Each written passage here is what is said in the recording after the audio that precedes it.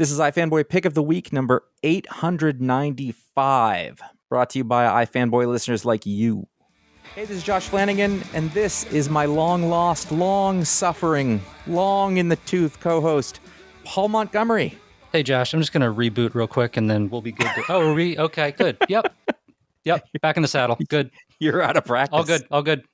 Now, we have done this, I would say hundreds of times, correct? Oh, yeah. Yep. But we haven't done it, just you and I, in a very long, and certainly on like the regular show, in a very long time. It's just like riding a Josh. It's fun. No, yeah. Nope. And that's my fault because I don't do things early. You always tell me like, "Hey, can you do the pick of the week?" I'm telling them. I know you know. I'm telling them. I know, but it hurts me. Hey, man, can you do the pick of the week? We're doing it tomorrow, or we're doing. And like, I don't have a weekly comic book show where I cover the comics, where I read the comics in a panic over like 24 hours. So I was like, and then I beg off, and then you say, next time I'm going to ask a month in advance. And I'll be like, cool. This time you did ask me a week in advance. Over a week. Yes, it was very good. And yes, and that was good. Is that related to the fact that I'm now being medicated for ADHD? I don't know. But yes. Oh my God. You're like the seventh friend that is it's like I feel like we attract like this each year. Other. Yeah. Oh man. Every week, one of us picks the book that they like the best from their stack of comic books. We call that the pick of the week. We'll talk about the pick of the week. We will talk about other books from the week. We will talk about the patron pick, and we will answer listener mail should we have time. I would like there to be time because I think that would be a good time. We've got some good letters. There will be spoilers. You know what that means if you're listening. Paul, you had the pick. I did. It's been a long time since you've had a pick. I was shocked to learn that I had the pick, but I was like, yeah, I could do that. Pick a thing that I like the most out of the other things. Yep. Yeah.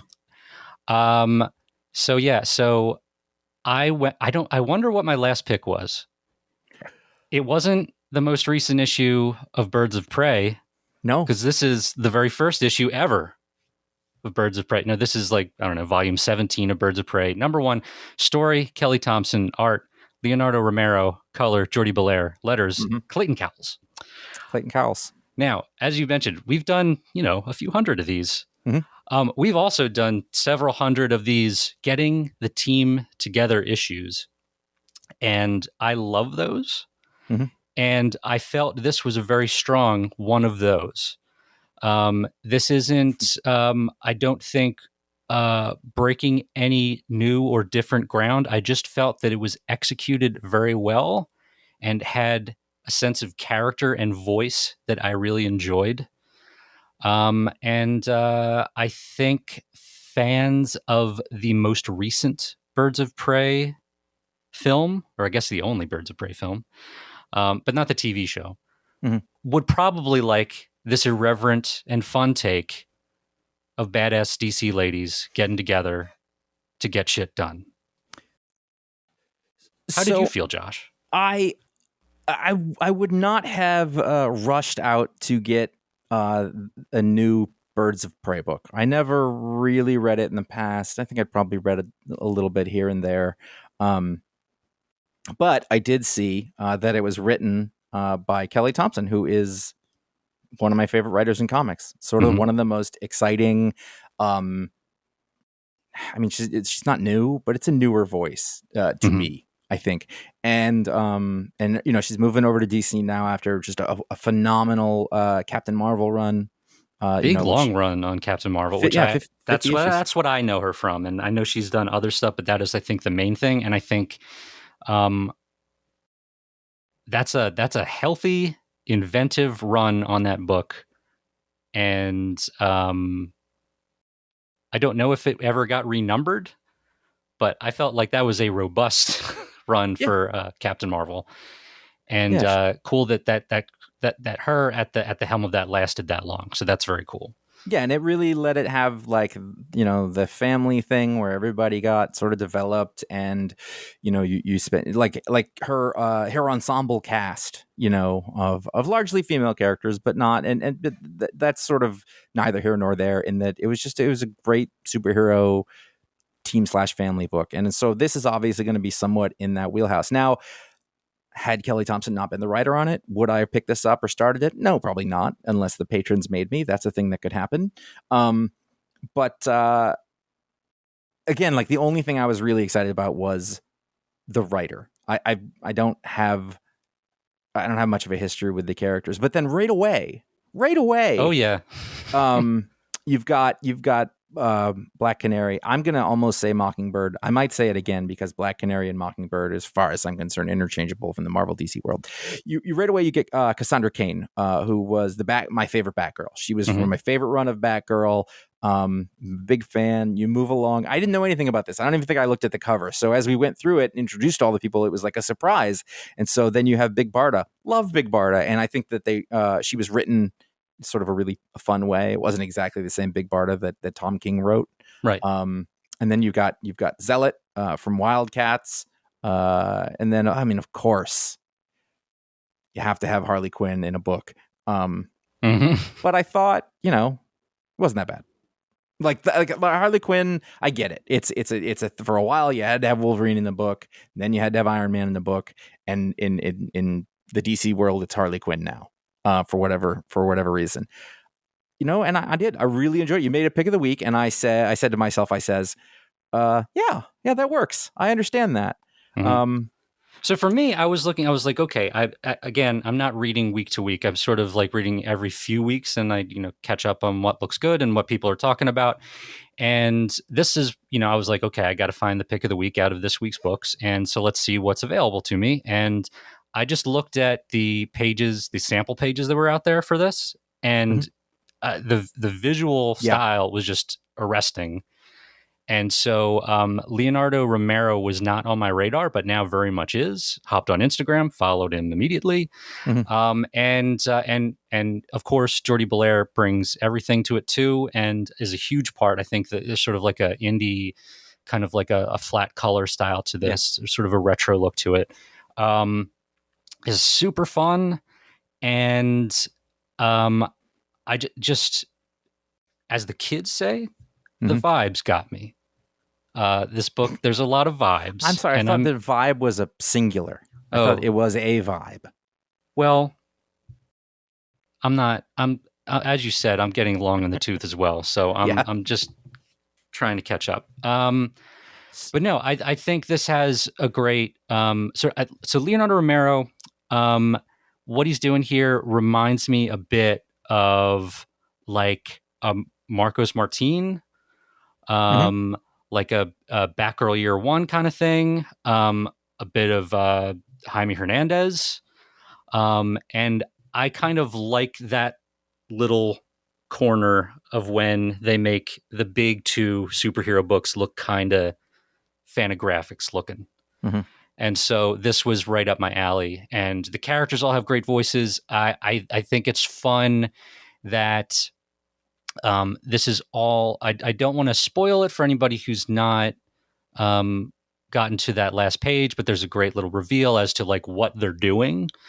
And I don't think you need to have. I mean, this is the fallout from a lot of the recent DC event type stuff where the characters are, but you could just pick this up and by the end of it, know exactly what's going on, 100%, why they're doing what they're doing, the mission to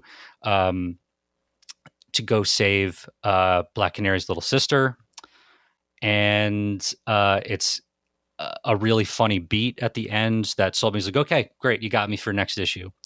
Plus, just the execution was great. So, way into it. And I really like the idea that in this book they kind of flip the script a little bit, and the dudes get to be the arm candy. We meet sort of two prominent dude characters in Green Arrow and Grifter, and they're just seen kind of like lying in bed, partially clothed, and it's usually the other way around. So that was kind of neat. And it just felt very natural. And I don't know like anything about Zealot, but she's cool. Have you never read any the Wildstorm stuff? Not really. I mean, I know like I recognized her. Yeah. But you know, There's been so many versions of her that I've read over the years. That's the thing. That I have a hard time nailing down what she's supposed to be. But I kind of get it. She's an alien tough lady. Sort of like space Wonder Woman. She's like a space Amazon. I think a little, yeah, but more hardcore than Wonder Woman. More like she's a zealot, I believe. For her, I forget if she's cherubim or daemonite or whatever. I forget, but she's obviously grifter is going to be it's her, a K one opposite something. type cherubim. So they're the cherubim. They're angels. That's it. Demons. You know how long it took me to understand that? Like one day I was like, oh, angels and demons, you dumb shit. Yeah, this is a safe space. You mentioned something about along the lines of like the voices and the dialogue, and just Kelly Thompson excels at that. And as an artistic partner, Romero, by the way, I just looked, and there's been a lot of sort of short appearances on stuff, but a long run was on the Hawkeye series with Kelly Thompson. There's 13 issues of that. That makes sense. Okay. So they worked together, and then I guess she did 10 issues of Shuri, which was written by, I can't see. So not a ton of stuff. Now I remember that book, and I remember thinking that was very visually striking. That Shuri book is very cool. He's a Brazilian, just for the record of that. But like as I'm looking through it, I mean, like the way that you describe Jordie Bellaire's colors is how you would describe most of her work. Like a flatter palette. But in this, there's a different color theory thing going on. The colors are sort of tinted depending on the scene they're in. It's almost like they're oversaturated in some places and undersaturated in others. It's very interesting. Yeah, and it's almost like it's coming out of the lines in places. Yeah, it's like a misprinty thing. It's one of those books. Thing. It's one of those books where I wish I was smarter so I could talk about what's going on with the colors. I just know it looks cool, but flatter style. And I don't think offset is the right term, but no, it's the print registration is intentionally a little wonky, as it would have been in the old days. It works really well with the art style. And at first I was like, oh, this is just like for a flashback or something. Like that's what it feels like. It's like we're seeing something not part of the present. We're seeing a flashback, but then it carries on, and it doesn't go away, but it does transition into different hues and stuff. I think everything is in the present. I don't think there are flashes. There's a sequence in the middle where Batgirl fights Harley Quinn, and actually no, that is a flashback. I take it back. That's that's her telling a story about her and Harley Quinn, and then at the end they're like, "Why did you tell that story?" It was funny. And she was like, "No, she almost beat me. That's why I was." That's great. Because Cassandra Crane is the best. I'm a Stephanie Brown boy, but I can acknowledge that she's pretty great. And what Thompson does here is really sells you on why you would want each of these characters on the team. And then even concedes to Harley Quinn being like, you need a wild card in there. So like Charlie. I just thought this was really strong. And they set up a really crazy concept for their first mission, at least. And I hope it's the first of many, because this is a really fun creative team and a great cast of characters. So really solid stuff. Absolutely. So because Connor is not here, we get to pull Star Wars out of the Star Wars corner, out of the basement with which it's usually placed in the show when it comes up. We have Star Wars number 38 and Star Wars and Dark Droids number 2, part of a piece, prominently featured at the top of the show. And you had suggested them, which is good because I am reading these. Yeah, I wanted to sneak that in there because I know that Connor's got a thing where Star Wars, I understand and I respect it. He holds Star Wars with great reverence, and he has a very rigid idea of what Star Wars should be. Yeah. Yeah. This, I think, is very fun and playful and may even fit in to what Connor would like from Star Wars because it doesn't get too heavy. But I do feel like we're getting away with something here. So, okay. So what they're doing with this crazy Dark Droid storyline, and these issues are both by Charles Soule. In what order did you read them? I did Dark Droids 2. I had already read Dark Droids 1. I'm not reading everything Star Wars. No, but me neither. And this goes across many books, but yeah, it seems like it's in Bounty Hunters, it's in Afra, it's in Darth Vader, it's all over the place. I don't read all those books, but it does seem like the stories are all going on their own. Yes. To a certain extent. Now, I read them in the opposite order, and then when I got to the checklist at the end, it felt to me like I did the right thing, but I don't think it would matter. On these two in particular, I think you could, as long as you read Dark Droids number 1. Yes. I hadn't been caught up entirely on Star Wars, so I just jumped in on this one. Good. That's fine. And it was fine because they did. Star Wars has this little motif where they have like a title crawl at the beginning of some of the things, and it tells you what's happening, what's going on. And in a lot of cases, even if you start on an episode 4 of a Star Wars, they catch you right up. So let's start with Dark Droids 2, just because that sets up the larger conflict, which is that there's this crazy droid sentience that had previously run amok through the galaxy, like I guess hundreds or thousands of years ago, and was quashed by the Sith when it was one of the periods of the Sith where they didn't have to be just 2. Mm-hmm. There was a lot of Sith, and they like sort of put him in the Star Wars version of the Phantom Zone and this little disc. And now that disc is back out, and it's basically kind of like Borg style, assimilating, going through all of the droids throughout the Star Wars galaxy. And it has this greater purpose that it wants to eventually take over the quote unquote meat, which I found that a lot of fun, that it kept saying, I got to get to the meat, because it just felt very Cronenberg and like kind of like gross and body horror and nasty. And the idea, dismissive. Yes. Of organic life. Yes. In the way that organic life is very dismissive of the droids. So I thought when they announced this event, I was like, that's a really smart idea. It's a good way to do horror in Star Wars. And one of the creepier things that I guess Kieran Gillen came up with early on in this new Marvel era of Star Wars comics was the creepy Afra droids that are like the dark versions of 3PO and R2D2. There's an astromech and a protocol droid. At least you know their names, but I can't think of it. 999 is that? No, that's wrong. Anyways, they're the bad ones. They're not in this book. And they're very creepy, and it plays on the idea that 3PO is a very silly, I call him Brass Urkel, sort of that's dismissively. Fair. That's good. 3PO, not traditionally one of my favorite Star Wars characters. He's kind of annoying, but the idea of the fact that his face doesn't move, you can do a lot of creepy things with that if you make him say messed up stuff, which is what Kieran Gillen was doing with these protocol droids. And it's by the way, it's torturers. It's BT1 and 000. 000, right? You were close. Right off the tongue. So I like this, that it's super silly and ridiculous, but played super seriously. And I just think this is a really fun event to go throughout Star Wars, because the droids and like machinery and even like cyborgs are a big part of Star Wars from every angle you look at it. So with the Star Wars 38, which is Charles Soule and Madabek Musabekov, nice.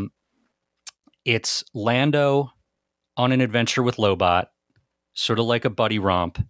And the funny thing, Lobot is like kind of, he reminds me of like Weekend at Bernie, like he's just being sort of dragged along. I thought of him more like Cameron from Ferris Bueller's. That also works. Yeah.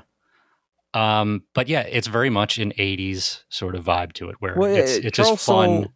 He had done the Lando series. Yes. That was like his originally, which that was like his intro into Marvel Star Wars. And now like he's the guy who's sort of running all of this stuff and has been for a while. And prose as well. He's doing the novels. Yep. So and he's made that his. Well, so what I think is interesting about this story is that I really like it. I really like the first issue.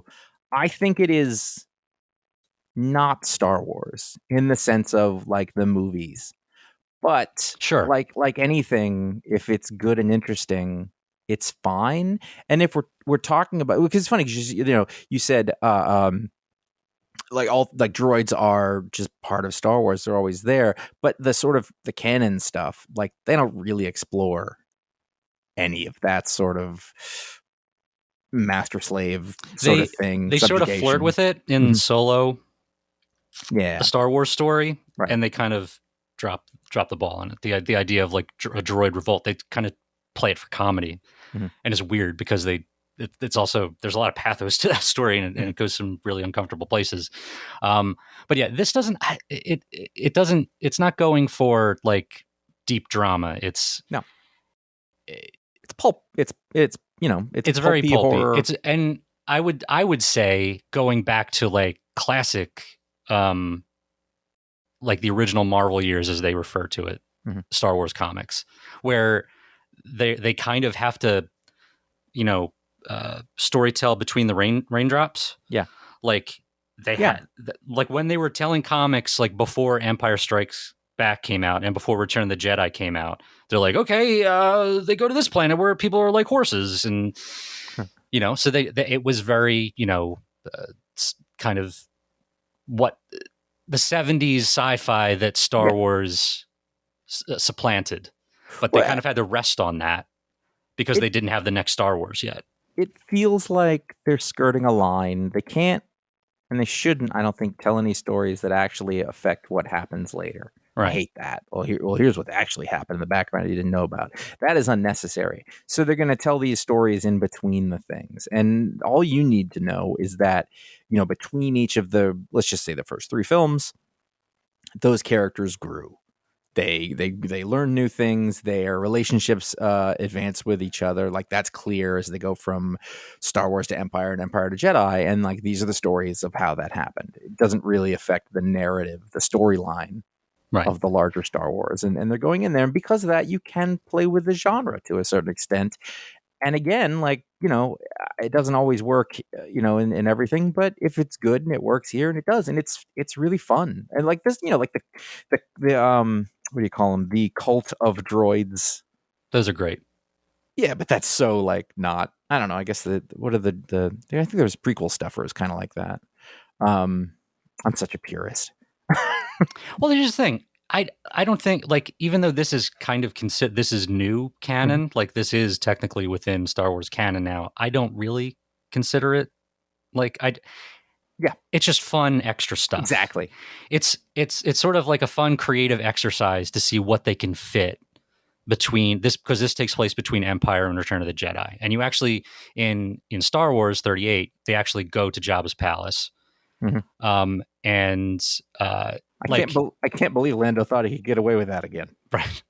So it's like this is, skirting right up to the line of where Return of the Jedi starts. Cause like we go into the Rancor pit and, Boba Fett is there. After though? No, this is because you're Han right. is in carbonite up on the wall. So this is technically, I don't know if like Lando ends up staying here. That's he's got to get through this part. He's got to get up to this. Right. So I don't know if he leaves and then comes back, but he's wearing like the skiff armor. Yeah. And so like they're setting the table there. You're getting very close. It's like, so you have this window that's quickly closing as to what they're able to do. And so, you've got Luke running around with the yellow bladed lightsaber, and you got to, how many more issues do you have until he has to lose that somehow and then build his new green lightsaber? Because that's what he's got. You got to get up to the point of Return of the Jedi. So I find that fun. Like it's a fun challenge to see how they do that. I agree. It's like Mad Libs in a weird way. And so I don't take too much stock in like the lore of it. I just want to see like writers and artists that I enjoy and see what they can sort of, what fun they can have in that sandbox within the limited scope that they have. Yeah. I mean, it's like high value, officially sanctioned fan fiction. Yeah. Yeah. And it's cool. I'm down with that. I'm really glad you put those on there because I saw Dark Droids. I know that this has been weaving in and out of Star Wars, and I kind of forgot that there was like a main story, and I really enjoy it. Also, just cover to Dark Droids 2, spectacular. It's great. All Star Wars covers should look like that. And it's and the particularly the Dark Droids main series is such a celebration of all the cool droid designs. Like I have a friend who collects the action figures, but he tries to stick mostly to the droid stuff. And even within that, there's like tons of them. There's dozens and dozens, and because you get the little mouse droids, you got the gonks, you got all the different designs, and they're great. And there have been so many over the years, and this is a fun way to celebrate that. Luke Ross is a fantastic Star Wars Absolutely. artist. Like he does the characters in such a way that you recognize them really well. They're not creepy, but and he draws the ships and the droids really well. So it's good. It's good stuff. We all got to talk about endings sometimes. And we are on the third issue of Swan Songs. It's another anthology series from W. Maxwell Prince, who had done Ice Cream Man, which may be still ongoing. It's been around in Image for a while. It's gone very far if it's not still going. And then a series just like this called Ha Ha, which was I think it was about clowns. The theme of the stories is each was a clown, and he would write a story, and then another artist. A different artist for each one would illustrate that story, and they had nothing to do with each other. It's just such a fun idea, and I would love to do something like this. And I love that he's taking the opportunity to work with different artists who maybe wouldn't want to or couldn't sustain doing an ongoing series, like an issue per month or whatever. I don't know if that's the case, but you can get to, zero in on these great talents who have very unique styles. Interesting is that the artist of this issue is Philippe Andrade, and that is a name that I recognize because you were the first one to mention him on this show when you were a regular on it. I do not remember what the series was, but like Captain Marvel. Yes. But like sometimes you'll say something like that, so it'll because you were effusive and you enjoyed it, and I see him, I go, oh, this is that guy that Paul liked. Who knows how many years ago that was? But what was really cool here, and I think that if I were to guess, is that this guy gets to do an entirely different story than he's able to do in sort of the mainstream work, and it also just stylistically, it's all the art is Andrade, and again, we're talking color palettes. There's pink and green, and blue and orange, and it's very monochromatic and very loose too. It's very, very sketchy. Like it's just lightly. It feels done. like colored pencil to me. I don't know what the media is that and the process is, but to me the effect is like a little bit of watercolor, but a lot of like colored pencil. Like you see individual dashes. I'm sure it's really digital. I've enjoyed all three of these. Like I read Ice Cream Man, like I read like one or two issues at the beginning. I was like, I don't know what this is. I don't like it. Sure. And now I feel like maybe you missed out on something because these two anthology series have just been excellence stacked on top of excellence. Just really stunning. The cover leapt out at me, and it was like, oh, Philippe Andrade, great. So, and you can pick up just this one if you wanted to. Yes. This was very nearly the pick. It's so beautiful. It's a simple story. They have to be because they're single issue one and done. But that's what he's really good at. There's these thoughtful, minimalist kind of short stories. Like really gets the craft of the single issue. That introduces you and then is done. And I think Prince found a really nice balance in terms of stepping back and letting the artist do their thing. But also, he doesn't disappear in this. That you can very much find a voice to latch onto here in the narration. It's mostly narration. It's set up like this is the new Genesis, the new Bible, following a post-apocalypse, some kind of nuclear event. And it's funny. It's a bit of gallows humor. And you start out with two young people who were in bunkers. They were able to get down there in time before whatever this event was happened, and they stayed down there for some time, and now they're emerging, and now they're basically the new Adam and Eve.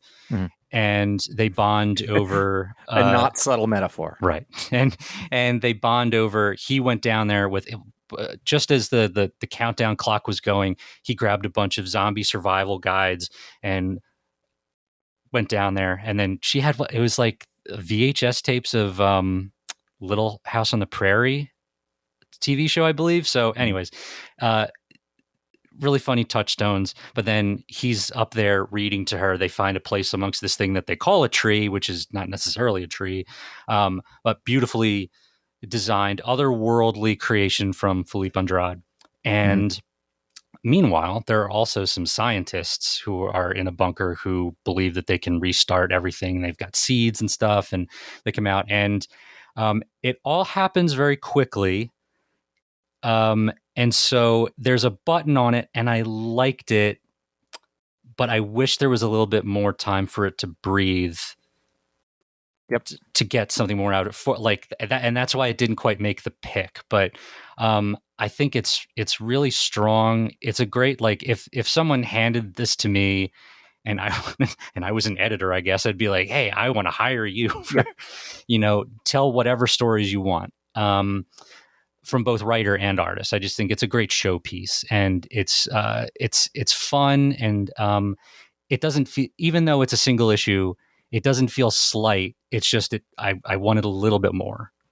That's fair. I really liked the twist, I guess. Well, it wasn't a twist because you knew that when these people like ran into each other, it was going to be a problem because everything. They both had really good intentions, and they'd foreshadowed some of what happened, but I know it's the spoiler, but some people are injured significantly, and instead of like being, there's like one final sort of word they say, or you be good, do well, and I was like, that's great, it just was an unexpected thing. It was this little like sweetness. They all realized they'd made a mistake, but everybody understood why, and they do the thing. Maybe they all die. I don't know. It's got like a little like a Black Mirror kind of thing going for it. But just the atmosphere is just so pretty. And like if someone describes to you post-apocalypse, you're not necessarily picturing what we got to see with this issue. Yeah. Because this is something very different. And we've unfortunately seen a lot of fortunately and unfortunately seen a lot of post-apocalypses in the past few years. In last issue was leading up to a nuclear explosion, I think. Now, this isn't necessarily a continuance, but it could be. Right. So let's see. So the second one was The End of a Marriage, it's called. And that was Caspar Wingard. And so maybe the first one was the one where he had to get his mom like the gardening magazine, I think. And everything was on a countdown. There's like there's an end of life story in a hospital. The next issue is about a guy who gets out of prison. It's just it's a great premise for an anthology. There's tons of like prose anthologies like this that like Stephen King and Joe Hill will pop up in them, and it's like, oh, we're going to tell a bunch of stories about flight. Like that is one that they're all horror stories that take place on an airplane, and like 2 or 3 of them will come out like every month at the bookstore. But for comics, I think it's even more compelling because you get to have a different visual artist attached to it, and it's a totally different thing. And so it's just really fun and a great way to find a new artist to follow, whether it's to other comics or just to their Instagram. Yep, so good. I like this quite a bit. Have you been following along with the Adventures of the Fantastic Four? What's great about this run is that I've picked up whatever ones looked interesting to me, and just skipped out of the ones that didn't, because this is another sort of anthology series where have they all been one and done? Have any of them been two? I think they're all one. This is a two-parter. This is the town where a big monster sort of took over everybody. I think that was 2 issues. Did we say Fantastic? This is Fantastic Four number 704 or 11 or 11. Yeah, if you're nasty. I would put Ryan North in among the smartest comic book writers who I have experienced both their work and speaking with. And and it shows like in every issue. Mm-hmm. It's both incredibly impressive and well thought out, but also effortless in a way that it sort of makes it feel light and impressive at the same time. Like so. Basically, what we have here is Ben Grimm wakes up. There's a dog that it's like they needed a supporting character, and he's really cranky about this dog who comes around and is hanging around with him. You know why? Because dogs know when people are good, and Ben Grimm is good. Oh, and they've been living in a farmhouse in Arizona at his Aunt Petunia. I believe it's her property. They've been there for some reason. They blew a hole. Okay, they blew a chunk of Manhattan away, leaving a large hole to send all of their kids and loved ones or whoever out of danger. And in the time that the kids are gone, it will be almost no time. But on Earth, is a year. So this is their year away. Okay. And so they're hiding because everyone hates them. So there's been all sorts of wacky misadventures. So the dog is following him around. He wakes up, the dog's under the bed, and the house is falling down an endless hole. And slowly he figures out that what seems is not what is. And it's a very silly villain. Yes, like an existing villain. Yeah, but sort of a very, very silly villain. And I was glad to see that. I was like, lean into the goofy stuff, which they have no problem with. And I keep bringing it up, but every issue is just such a little delight. And it's so different than the Dan Slott run before this, which I loved. And it's kind of great. I love the respect it has for Ben Grimm, that he's not. This is not a caricature like if some guest writer came in to do a Fantastic Four issue. It's all about the speech pattern. It's all about Yancey Street for the Thing, and that's fine. That's a big part of it.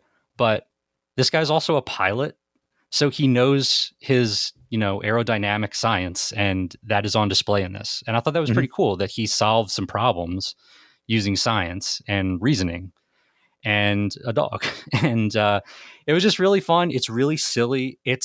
I was very impressed that it all flows together in a single issue again. I think it's a bit of a clinic script wise. In terms of having a beginning, middle, and end, and it being satisfying. And I love the science stuff.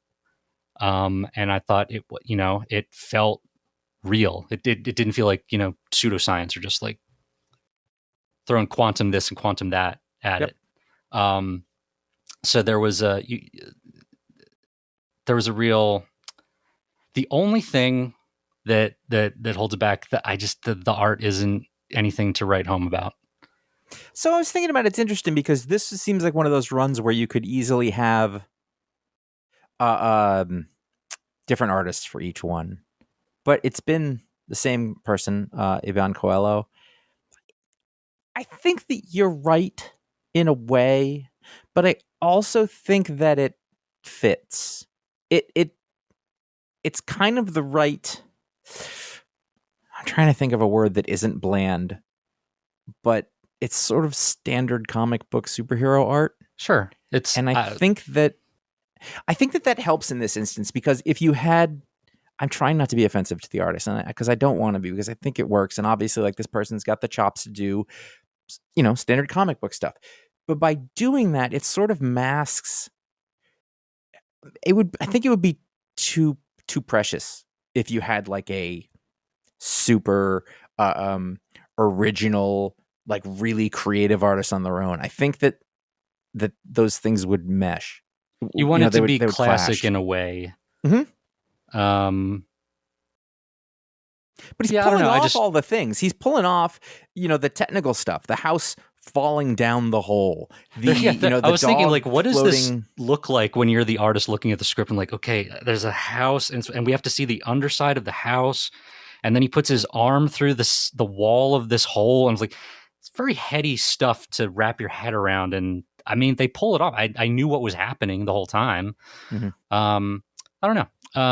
And I certainly, I mean, I think Alex Ross has been churning out some incredible covers Yeah. for this series and just in general. Been just a lot of stuff lately. And I certainly don't think this should be drawn by Alex Ross. But I don't know.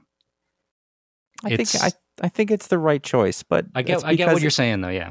It's because it works so well through the whole thing that, I couldn't imagine a change to it. Rick Remender recently had a long conversation with me on my Talksplode show, which just so happens to coincide with the launch of his new series with Max Fiamara, Sacrificers #2. Number 1 was the Patron Pick. Had you been keeping up with this? Yeah. Yeah. What do you think? This is cool. It's cool. I've had a lot of respect for Rick Remender just as like what he's doing in terms of creator-owned stuff. And to get to see, he's had, pages or back covers or whatever with like all the covers of all of his creator-owned stuff laid out and just really crazy, very unique, very singular ideas, things like Low and things like Deadly Class. Just really cool books. And this is cool in that it's gross, but it's also such a mystery. And in the first book at the end of it, and I always appreciate his little essays in the back. He's sort of like, I'm going to luxuriate in not telling you what's going on and just you figuring this out as you go along. I'm not going to hold your hand too much. And I think if you go in with that understanding, this is such a cool bit of world building, and it's so grotesque and so nasty in places, but also there's that kernel of hope that I think Remender always tries to bring. Mm-hmm. And this ended on a very surprising note. And I think if the weirdness didn't get you in the first issue and being like, I got to figure out what's going on, the hook at the end of this, I'm really intrigued as to where this is going. And I think this is sort of the critical moment in the series that, you decide I'm on board. Well, that thing about it is one, you don't, like, I don't know what this is in any way. And I mean that in saying in the best way. I don't know what it's going to be. It doesn't seem like other Rick Remender stories, but as he is a consummate professional, a veteran, you can trust him. Yeah, there's a level of trust there. And that's the difference, is that, there's a lot of books that you will, try, and they're from unknown quantities, and it's kind of easy to go, to bail. But with this, like, there's going to be something to it. He's not putting out stuff that isn't thoughtful. He always works with the best artists that are out there, so it's gonna be worth it. And if you end up not being interested or whatever, but it's not because you got shortchanged. It's not because they didn't know what they were doing. Mm-hmm. And I like that a lot. And there's that element here that it plays into it. It fits in with this motif of mystery and not knowing what is going on. In that you're right there with these characters, these sacrificers that are basically chosen somehow amongst their villages, their people. There's a pigeon guy. There's a whale lady or ladies. These sort of anthropomorphized, not anthropomorphic. They're sort of mutants. It's kind of like a TMNT mutant style thing going on. The birds are anthropomorphic. Yeah, I think. But it's not cute. When we say anthropomorphic, you think like Disney's Robin Hood, but this is gross. And that plays into it. And there's also like human looking creatures here too, and they're all chained up and they're being led somewhere. And there are some people, some of these chosen, that believe that they've been ostracized their whole lives and mistreated and tortured, and they're being led to their doom.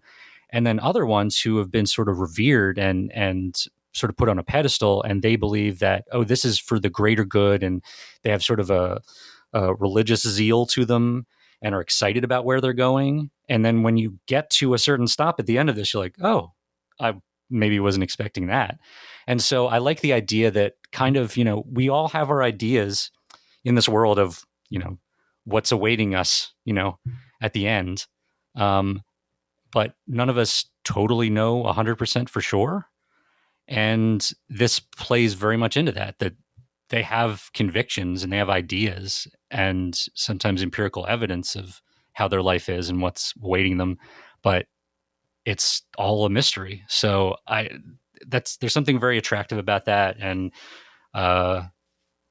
very exciting. So a lot of stories you kind of know what to expect, and you're just waiting to get to point Z. And this one, I have no idea where this is going.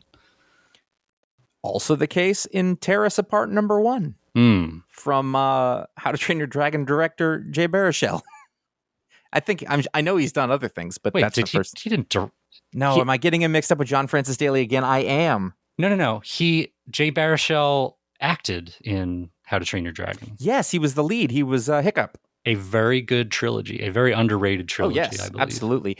And if you happen to have read all of the novels, which I have with my children twice. Oh, very cool. Nothing like it. Yeah, nothing like completely unrelated. Yeah. And not in a bad way. Actually, it's kind of nice because you get two different versions of the kind of thing. Yeah, great movies. But over here with Van Jensen, a name I have seen around comics in and out for a while now, from Dark Horse, with art by Alessandro Micelli and Taylor Esposito, letterer to the Indie Stars. I had no idea what this was going to be, and I think I liked it. I like it as well. So the quick elevator pitch is sort of that there's this cult in the woods, and there's a bit of it's sort of a Deadly Class kind of thing where these kids are being trained to be assassins or killers, and they kind of have force powers. Mm-hmm. And there's a very much a religious cult kind of thing behind it, the guy with a big beard. But then there's a Romeo and Juliet element to it. There's some star-crossed lovers, and I wish I knew more about them is my only thing with this first issue. Mm-hmm. But otherwise, we're sort of following them, and they're kind of just numbers to us, and we know that they care about each other. But they have to keep it secret. But they have to keep it secret, right? Because that's not allowed. You're not. You're not allowed to form partnerships, and that's weakness. And you're going to go out there and do some killing for the greater good. And it's very violent, very brutal. Mm-hmm. And the art has a great dynamism to it. And yeah, I think it's got, they're going for the sort of, Hunger Games kind of thing. It's got a Deadly Class element to it, just to tie it back into the theme. It was good. I think, and good storyteller matched up with a comic book pro, who sort of knows how to put things together, and it was good. It was good. Usually if you see, not usually, but quite often when you see the name of a person involved in other media, regardless of how good they are, comics are hard. Comics are a form that require knowledge of comics. And so this sort of, it worked for however their partnership was formed. All right. It's good to go. I think sort of the interesting, sort of the questions for me is like, I think it's interesting that a lot of times you get these cult stories and you find out that the cult is like, it's all a fallacy and don't drink that Kool-Aid. That's not really good for you.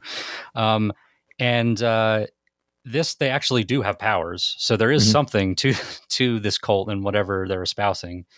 See, when I started, I've read so many like apocalyptic, post-apocalyptic, because I just thought, these are the people who are in charge. This is what it is. And then I was like, they might be sort of a splinter. Well, and that's the big question is how do they fit into the larger world? What's everything like out there, outside the gates? Is it like the Village situation, like the M. Night Shyamalan movie? Like, is it it modern? Is it what is it? So I'd be very curious to see. But a good start. We can touch on Shazam real quick, but we're running long. So what do you think? This is just super fun, and I just sort of wanted to comment on that. I love what Mark Waid and Dan Mora both have been bringing to DC of late. This is kind of what I want from DC Comics, and Mark Waid is kind of on a roll lately. With World's Finest, and he's doing the Teen Titans book, and just really fun stuff. It plays into the Silver Age stuff. There's big dinosaurs. They're going to the Moon Emperor. It's wild, and this is what Shazam should be too. It's got that all ages vibe to it, but with big heady ideas. And you're missing out if you're not reading this one. I just hope that people that sales are responding, that people are appreciating it, because I think all of those things, Mark Waid's return to DC has been pretty much everything I wanted it to be. It's it's gives you sort of the same feeling that really good Jeff Johns book gives you, with a different flavor, because he's Like obviously a different he's writer. always been good, but I feel like he's just like, I don't know, on a it's amazing that somebody who's been around doing this thing for so long. Yeah, that's the thing. It so much joy in it, I feel like. Yes. There's an exuberance to it that is very fun. Well, it turns out those were the books that we wanted to talk about, by the way. But each week, the patrons, patreon.com/iFanboy of any level, get to vote on a book that they would like us to read compulsorily. And then we talk about that book and we rate it. And as luck would have it, even though we ran long, Birds of Prey #1 was the patron pick. That's me, champion of the people. Yeah. Real populist me. And we already talked about it. So there's two questions that remain. Ratings. And are you sticking with it as a 1 to 5? And as you know, you can apply whatever way you would like to apply your 1 to 5. That's how you do it. I'm giving it a 4.5 because it's just the beginning. Mm-hmm. But I think it was very strong, as you said. And I'm absolutely sticking with it. I feel like I want to be between 4.25 and 4.5, but I think that would just be splitting hairs. I'm going to go with 4.25, a strong 4.25. Cool. Yeah, that's good stuff. And absolutely going to stick with it. Just really, it's we've read hundreds of these kinds of issues, but this is a very good one of those. Yep. With a creator who is, I'll follow her wherever she goes. She's on a roll. And everything's been fun and interesting. Great team overall. Just I'm excited about this artist and Jordy's always great in colors, but bringing something extra special to this one. So absolutely, you can get yourself over to patreon.com/iFanboy. You directly support the show. You can unlock shows for everybody. That's not strictly true anymore, but you did. So that was a thing. There's a great community on Discord and Facebook. There's a monthly patron hangout. There's tier exclusive merch up there. Depending on your level of support, after 3 months, you will receive a Junior Jamoke t-shirt or tote bag or hoodie, one of those things that you're doing. There's a sticker, there's a mugs, but there's other things. As you jump up, there's different access to different things. Everybody who does that is a wonderful person and allows me to keep doing this thing that I love so much. That is a part of my life, and I'm damn glad that people still appreciate it after all this time. So thank you. iFanboy.threadless.com. There are 13 designs on t-shirts and more. You can put it on a skateboard, and then you can let your son skate that skateboard and really thrash that Hawkeye design. But it's okay because he's learning to skateboard, and that's super fun. iFanboy.com/support has a direct donation link for PayPal if you don't want to deal with any of that stuff. iFanboy.com/Amazon, where there's links to buy the books on Booksplode and other stuff on the site, or just use it to get things that you need for the house, like towel bars.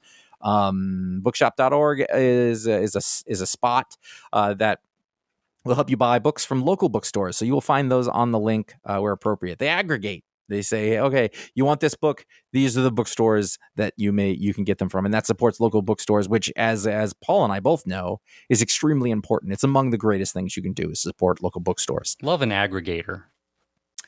Love it.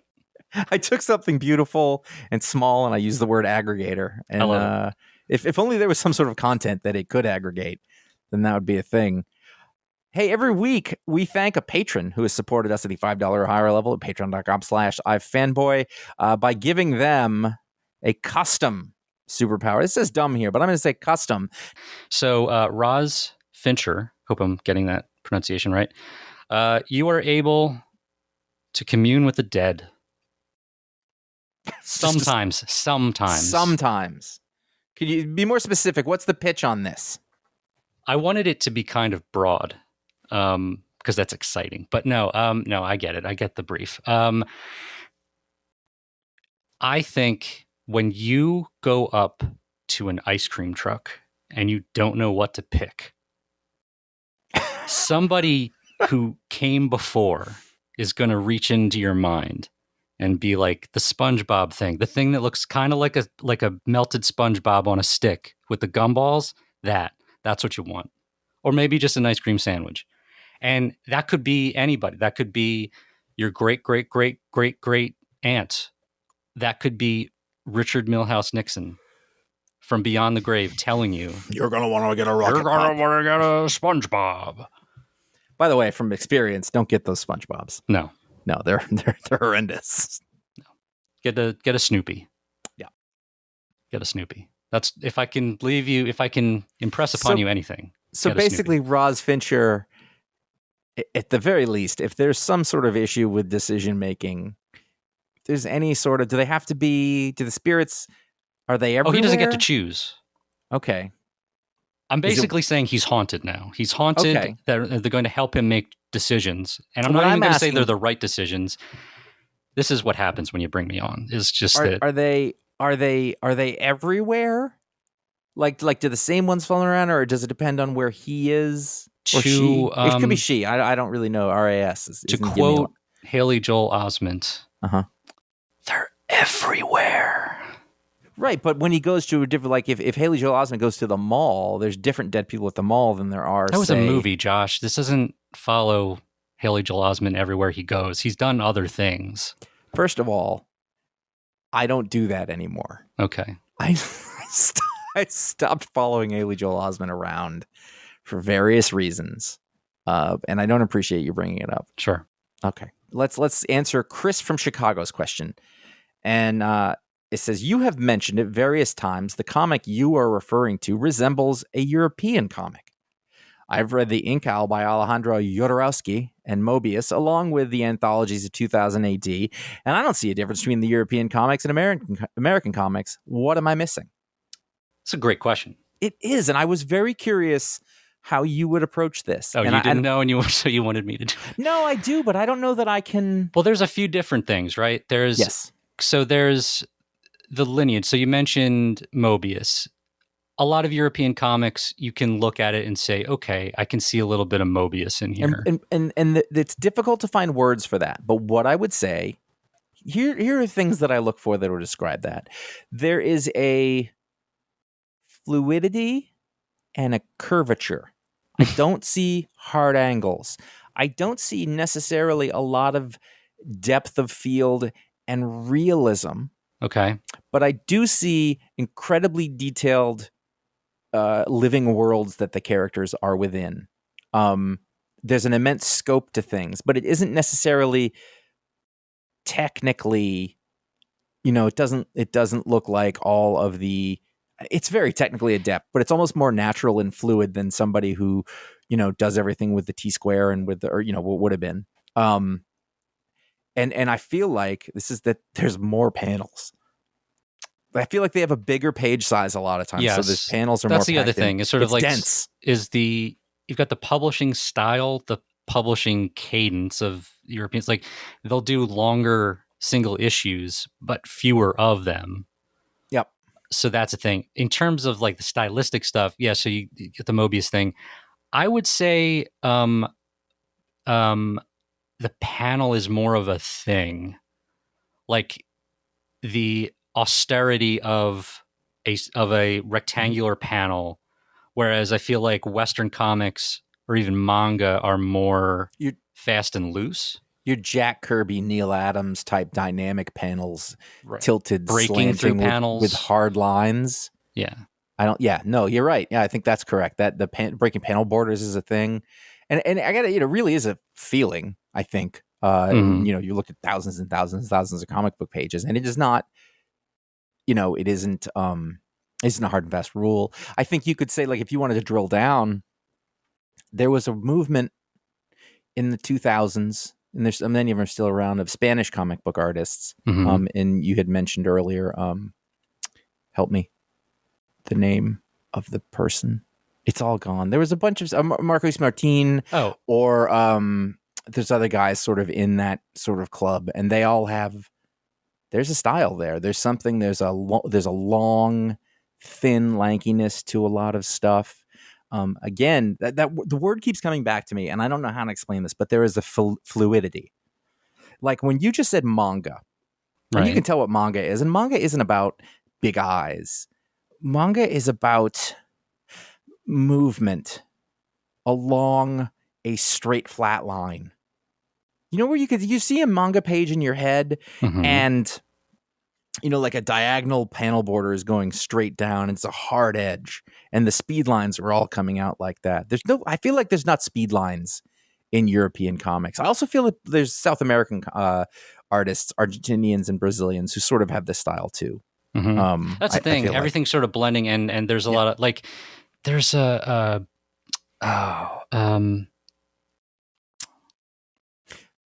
we're getting older, Josh. We're not, the names aren't coming to it. Yeah, no, I know. I was hoping, and I was like, there's a Greek comic artist who he said his influences were both manga, but then European stuff as well. So like the closer we get to today, everything's just blending because everybody's reading everybody else and from everywhere else, and you have access to that stuff. Yeah, that's totally true. But there was sort of a Pangea element to comics like earlier on in the 20th century, where you were like, if you were in, France or Belgium, you were only reading that stuff, and then you're slowly getting access to other things. Well, that is a really interesting point, is that with the rise of the internet, globalism, all that stuff, it's definitely become more of a melting pot. And so if you are a younger reader, I don't know how old Chris from Chicago is, but you may not remember a time when most of the comics in America looked like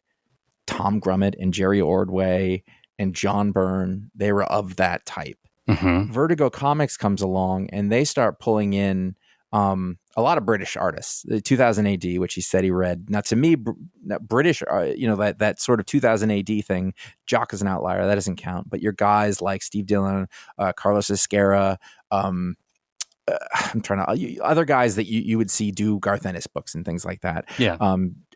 There's a bombast, but there's a cartoonishness to it. It isn't, again, it's not badly drawn, but the features are exaggerated slightly. Again, there's a lot of detail, but it's hardline work. It's not like sketchy at all. Yes. And then if we were to go again in the 2000s, there were a lot of artists from Italy, and there still are, but there was a style back then, and it was more, there was like painterly. And I'm thinking of Salvador La Roca, but that's actually a little bit different. There were other, like, it's more like if Alex Ross was on acid. It's so easy to get like so esoteric with it too, because it's so subjective and but there it's it's the classic pornography thing. Like, it when you see it, and, right? Like, I can listen to guitar players and I can say, not everyone, because I'm not, but I can listen to guitarists and be like, oh, this guy is a Hendrix guy. This guy is a Joe Satriani guy. There's a style, and they're all playing the same notes with the same machines. But I think that it would help to remember a time when it was more separated. When Italian, like now, you look through Marvel and it is, United Colors of Benetton. If we're talking about old references, right. I mean, it's people like there's seeing an American artist on a Marvel comic now is like novel, right? Like, it is, so, or at least a new one. There's certainly American artists who are doing stuff, but they're almost always names. The new guys coming up, they have a hard time, I think. I don't know if that's economic or whatever it is, but and they're from all over the place, South America and Europe and the Baltics and not so much Asia as far as I can tell, but Italy is really big right now. Also, like Philippines and like Indonesia and stuff, less than like say China or Japan. I mean, there's yes, but there's some, and I mean the immediate sort of cool thing about it is that on any given Wednesday, the art in comic books is incredibly diverse and interesting and stylistic, in the best form. In the other one, there's a lot of people who maybe you're not quite ready for prime time, but there's a lot of style, a lot more style than there ever was. And now the publishers are open to it in a way that they were not 15 years ago. That's great. It's really exciting. It is. I want to see something different. I want to open the cover and be blown away by something otherworldly. You want to find a Philippe Andrade. Yes. and say, oh, this person is doing something interesting. I want to find an Eduardo Riso. I want to find a Leandro Fernandez. I want to find, I think next week, sometime this month, we've got a new Batman book from Rafael Grampa. there you go. It's awesome. Brazilian. Yeah. Gian Domenico. I mean, it's endless. It's really like I could see why you wouldn't be able to tell European artists. And maybe we're using the wrong nomenclature because, European, I think, you're right. Like when I say European comics, I am thinking of Mobius and his antecedents. Right. Yeah. And because within that, there's the Franco-Belgian stuff, and so like Hergé and there are a lot of, you can see even to today, there's like, if you go and look in the Fantagraphics catalog, there's new stuff being made in that style, in the album style. Yeah. And that's usually what I think of. Less the actual style, less the the figure drawing style, more the how it's published, the cadence of how it's published, and like the bigger issues, the album style. It's somewhere between what we know as a single issue and a graphic novel is the album. And if you're talking, it's interesting because, all right, maybe when you're looking at quote unquote art styles, we're definitely not getting to this next one. We'll wrap it up after this. But when you were looking at, art styles, whatever it is you're calling that, then there's a certain thing about what it looks like. And then there's a certain thing about how it moves and how it is paced. And actually, I think European comics, not the artists, but European comics, because of what you're saying, Paul, are paced extremely different. If you read the Incal, it does not move like an American 20-page issue. If you look at Black Sad, the pages are paced differently, just like manga pages are paced differently. They fly. You spend time on a European style comic book page. You get to relax. You get to sit with it. Whereas, because you pick up a they regular... put a lot of time into it, and you want to. Yeah. I'm sure they would be mortified to watch Americans fly through their comics, the way that we do, the superhero comics. But so there's 10 minutes or so of what we think you may have been missing, Chris. I really liked this question an awful lot. Yeah. Because it made me have to try to think about it, and I think that we got somewhere, but I still think we scratched the surface. Mm-hmm. I would love to hear somebody who was, has better words. Yeah, definitely. People weigh in on this because, it's a great question. That's a great question. We've been getting a lot of great questions. I've got this other one. I'm going to save it. It's going to go from script to script until we find something to do with it. Contact at ifanboy.com is where you can write in. You can also send in questions for the Media Explode show there. You can put that in the subject line, and that would be helpful. There have been some podcasts that we had coming out a couple of weeks ago. Justice League World, the Animation Brain Trust, of which you are a part. Is that correct? Yep. That's me. So, still doing those, putting in the time. Meanwhile, I am slowly going through the Justice League animated series with my son over the course of almost a year. But it's great. Nice. Good times. Last week, or the week whenever, sometime recently, I had Rick Remender on my Talksplode show. We did our hour and change, talked about a really momentous and interesting career and a thoughtful creator, and I asked him questions about that, and he's really forthcoming because that's what he does. He's very honest in his work and the way that he talks. And then this last week was our Media Explode episode of the 80s Comedy Draft, a ridiculous game that we came up with an hour to go, where we drafted 80s comedies and came up with a sort of dumb definition of what that is. And what qualifies as a movie like that. You should go listen to that. We also talked about the things that we have been watching, which is always fun, with myself and Connor and our founder of the show, Ron Richards. And you can find our library of over 1,300 shows and counting at ifanboy.com, or wherever podcasts are sold. You can follow us at iFanboy Comics on Instagram. You can find out what the pick of the week is before the show comes out. And this week, for example, when Connor is out of town, it will show up on Instagram, but much later than normal, much to the aforementioned Connor's chagrin. Sometimes there's the best of the week in panels. This is not going to be one of those weeks. You can follow us individually. I am at J.A. Flanagan. Connor is at CLScale Patrick on Instagram. Paul, what are you on? I am on Instagram, Fuzzy Typewriter. That's kind of it for me right now. I'm under the radar, off the grid. Flying. You want to handle the next bit of business? Absolutely. Subscribe to youtube.com/ifanboy, where you'll find all the old video shows. Oh my goodness. There are some gems in there, and we post this show every week.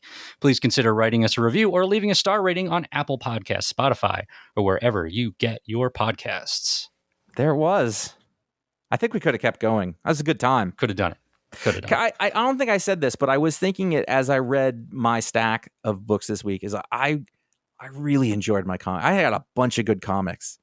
There's a bunch of books in this that we didn't talk about, but I finished them and I was like, that was great. Mm-hmm. You know, it wasn't even like, wow, I was floored by the craft or whatever. I just had, your Doctor Strange or Amazing Spider-Man, all these, we didn't talk about a lot of them, but I just finished. I was like, this is fun comics this week. Yes. Yeah, as you can see, there wasn't a lot of criticism going on. No. So that was a good one. I'm glad you got to come on for a good week. This was a good week. Yeah. I'm glad. As opposed to one of those. Thank you for having me. Oh man, it was great. I'm delighted. I hope people enjoyed listening to it. And if you're like, who the fuck is this? Paul was on the show with us for years. There was a good chunk of time there. Years. Every week too. Not like Ryan. Ryan's a dilettante. Mm-hmm. He dives in. You were in for the haul. That's enough, guys. And we're like, we understand. We don't know how to stop. I was like, I was the Shemp of the iFanboy. No, I don't know. I don't know. Was Shemp the smart one? Shemp was just the other one. He was right. I didn't know. Like, I don't know this still. Like, I figure like maybe there's one where like he's too smart for the group because no. Mo and Larry are dumb. I don't know. Wait, Shemp replaced Mo, right? Or did he replace Curly? Larry.